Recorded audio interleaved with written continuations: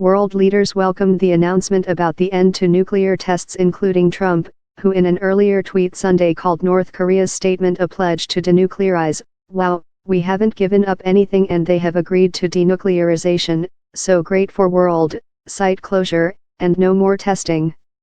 Some have expressed doubts about the North's intentions, and South Korean President Moon Jae-in will be under intense international scrutiny when he meets North Korean leader Kim Jong-un on Friday.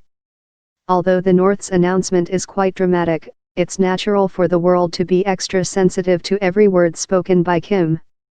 Moon, who welcomed Kim's announcement as a major step toward denuclearization, is making the summit his sole focus this week, staying in the presidential Blue House to prepare with no outside engagements, a Blue House official said on Sunday.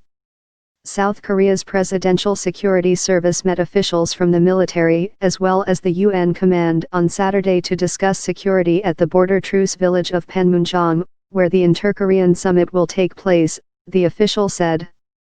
For the past few weeks, South Korea has been renovating Peace House, on its side of Panmunjom, to prepare for the summit with Kim, who will be the first North Korean leader to set foot in the South since the 1950–1953 Korean War.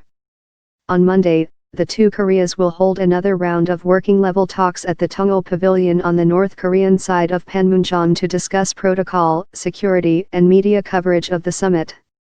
Big progress. Moon now has a direct phone link with Kim on his office desk, instead of having to communicate through a hotline at the joint security area in Panmunjom, which had been the main channel between the two sides over the Winter Olympics in February.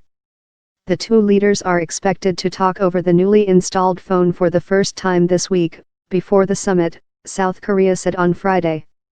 A senior U.S. diplomat for East Asia, Susan Thornton, called North Korea's latest announcement a very positive step as she started a 3-day visit to Seoul on Sunday, which will include meetings with South Korea's foreign minister as well as its top nuclear negotiator. Earlier, Trump called North Korea's offer to freeze testing and close its only known nuclear testing site very good news and big progress, while South Korea said it signified meaningful progress that would create good conditions for successful summits with it and later with the United States. Kim is expected to meet Trump in late May or early June, the first meeting between sitting leaders of the two countries. U.S. officials say North Korea had in the past repeatedly reneged on denuclearization agreements, the latest in 2012 when the North launched a long-range rocket after agreeing to a moratorium on missile testing. Chong Song-chong, senior research fellow at the Sejong Institute think tank, said a firm commitment to denuclearize could not be expected before negotiations with the United States began.